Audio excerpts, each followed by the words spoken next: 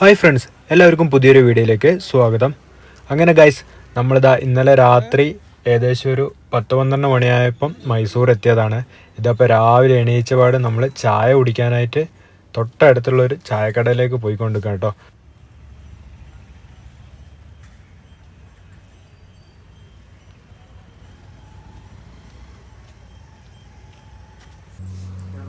അങ്ങനെ നമ്മൾ രാവിലത്തെ ഭക്ഷണം ഉഴുന്നുവടയും ചായയാണ്.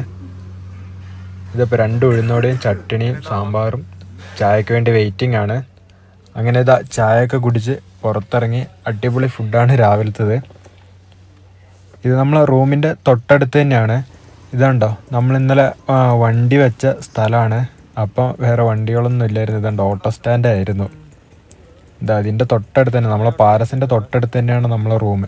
ഇനിയിപ്പോൾ നേരെ റൂമിൽ പോയി ഒന്ന് ഫ്രഷ് ആയിട്ട് നേരെ പാലസിലേക്ക് പോകാനുള്ള പരിപാടിയാണ് കേട്ടോ.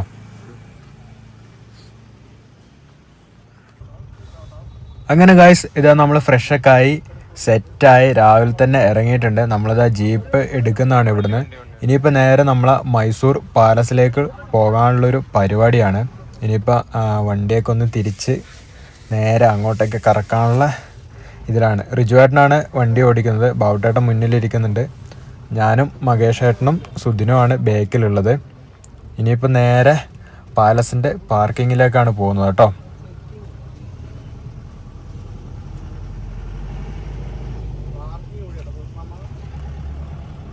അങ്ങനെ ഇതാപ്പം വലിയൊരു ഗ്രൗണ്ടിൽ വന്നിട്ട് വണ്ടി പാർക്ക് ചെയ്തിട്ടുണ്ട്.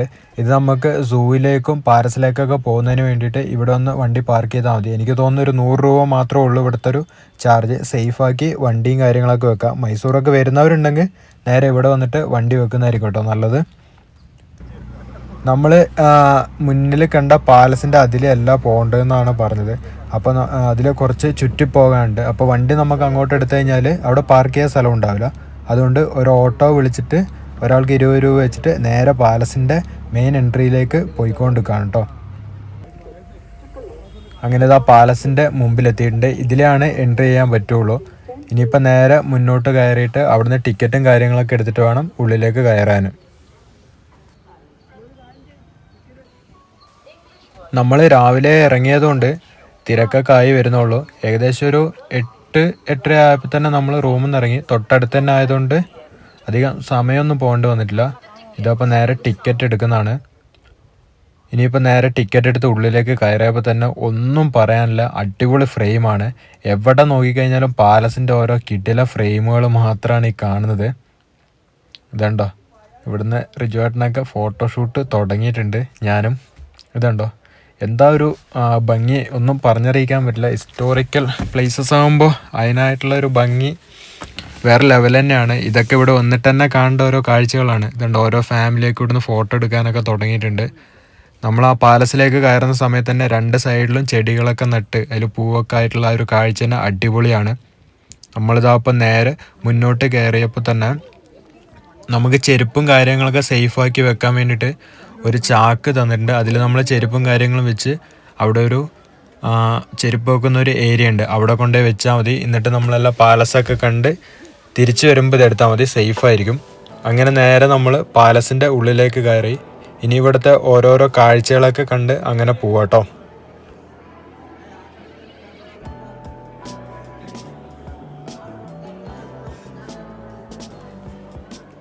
ഞാൻ ഫസ്റ്റ് ടൈമാണ് മൈസൂർ വന്നിട്ട് മൈസൂർ പാലസ് കാണുന്നത്. ഞാൻ മൈസൂരൊക്കെ 2-3 വട്ടം വന്നപ്പോഴും ഇവിടെ ഒന്നും കറങ്ങാനൊന്നും എനിക്ക് പറ്റിയിട്ടില്ല. പെട്ടെന്ന് വരിക പോവുക ആ ഒരു ഇതായിരുന്നു. ഞാൻ ഫസ്റ്റ് ടൈമാണ് മൈസൂർ പാലസ് കാണുന്നത്. ഒന്നും പറയാനില്ല, ഒടുക്കത്തെ ഭംഗിയാണ്. ഒരുപാട് പേര് കണ്ടതായിരിക്കും, ഞാനിപ്പോൾ പെട്ടെന്ന് കണ്ടുകൊണ്ട് എൻ്റെ മൈൻഡിൽ അങ്ങനെയാണ് തോന്നുന്നത്. നമ്മളിവിടെ കയറിയ സമയത്ത് തന്നെ ഒരുപാട് ചുമർ ചിത്രങ്ങളും കാര്യങ്ങളൊക്കെ ഇവിടെ കാണാൻ പറ്റും. ഒരുപാട് ആളുകൾ ഇതിൻ്റെ ഉള്ളിലേക്കുണ്ട്. ഇതുണ്ട്, ഇതിൻ്റെ ഓരോ സൈഡിലൊക്കെ ഓരോ ചിത്രങ്ങളൊക്കെ വരച്ച അന്നത്തെ രാജാക്കന്മാരുടെ ചിത്രങ്ങളൊക്കെയാണ്. പിന്നെ അതുപോലെ തന്നെ ഈ ഒരു ഹാളിലൊക്കെ കാണാൻ തന്നെ വേറൊരു ലെവലാണ്.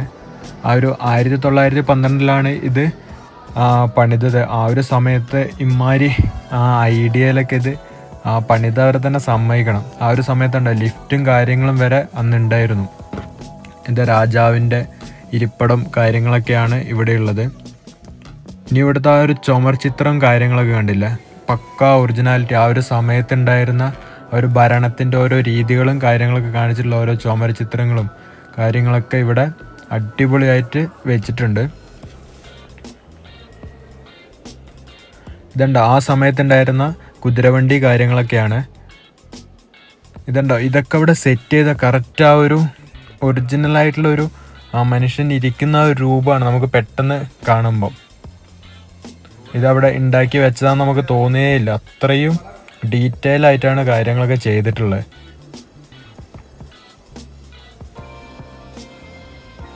പാലസിൻ്റെ പുറത്ത് മാത്രമല്ല, പാലസിൻ്റെ അകത്ത് കയറി കഴിഞ്ഞാലും ഒരുപാട് സ്ഥലത്ത് നമുക്ക് ഫോട്ടോഷൂട്ടിന് പറ്റിയ ഒരുപാട് സ്ഥലങ്ങളുണ്ട്. ഇവിടെയൊക്കെ നമുക്ക് മൊബൈൽ യൂസ് ചെയ്യാൻ പറ്റും. ചില സാധനങ്ങളിലൊക്കെ നമുക്ക് തൊടാനും കാര്യങ്ങളൊന്നും പറ്റില്ല. ഇതൊരു സിൽവർ ഡോറാണ്. ഇത് ആ സമയത്തുണ്ടായിരുന്ന ആടയാഭരണങ്ങളും കാര്യങ്ങളൊക്കെയാണ്. ആ ദസറേൻ്റെ സമയത്തൊക്കെ ഇതെടുക്കുന്നൊക്കെയാണ് കേട്ടിട്ടുള്ളത്. അങ്ങനെ നമ്മൾ പാലസിൻ്റെ ഏകദേശം ഉള്ളിലത്തെ കാഴ്ചകളൊക്കെ കണ്ട് ഇനി പുറത്തേക്ക് ഇറങ്ങുന്നതാണ്. ഇനി പാലസിൻ്റെ ഏറ്റവും ഫ്രണ്ട് ഭാഗത്തേക്ക് പോകുന്നതാണ്. പോകുന്ന സമയത്ത് തന്നെ രണ്ട് സൈഡിലും ആ ചെടികളൊക്കെ വെച്ചിട്ട് നമുക്ക് ആ ഒരു ഫ്രെയിമൊക്കെ സെറ്റ് ചെയ്ത് വെച്ച് കാണാൻ തന്നെ അടിപൊളിയാണ്. ഇനിയിപ്പോൾ ഇതാ നേരെ നമ്മൾ പാലസിൻ്റെ മെയിൻ ഏരിയയിൽ എത്തിയിട്ടുണ്ട്. എമ്മാ ലുക്കാന്ന് പറയാം കാണാൻ.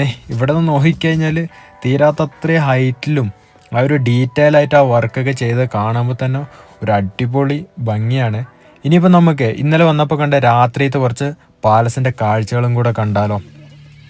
ആ ഒരു ലൈറ്റും കാര്യങ്ങളൊക്കെ ഇട്ടിട്ട് രാത്രിയുള്ള ആ ഒരു കാഴ്ച വേറൊരു വൈബ് തന്നെയാണ് കേട്ടോ. ഒരു രക്ഷയില്ല, രാത്രി ആയാലും പകലായാലും ഒന്നൊന്നര കാഴ്ച തന്നെയാണ് കേട്ടോ മൈസൂർ പാലസ്. അങ്ങനെ നമ്മൾ പാലസിൻ്റെ ഏകദേശം കാഴ്ചകളൊക്കെ കണ്ട് ഇനിയിപ്പോൾ നേരെ നമ്മൾ ഇവിടുന്ന് ഇറങ്ങുന്നതാണ്. അപ്പോൾ ഗൈസ്, പാലസിൻ്റെ വിശേഷങ്ങളും കാര്യങ്ങളൊക്കെ ഇത്രയേ ഉള്ളൂ. അപ്പോൾ നമുക്ക് അടുത്തൊരു വീഡിയോയിൽ മറ്റൊരു വിശേഷമായിട്ട് കണ്ടുമുട്ടാം കേട്ടോ.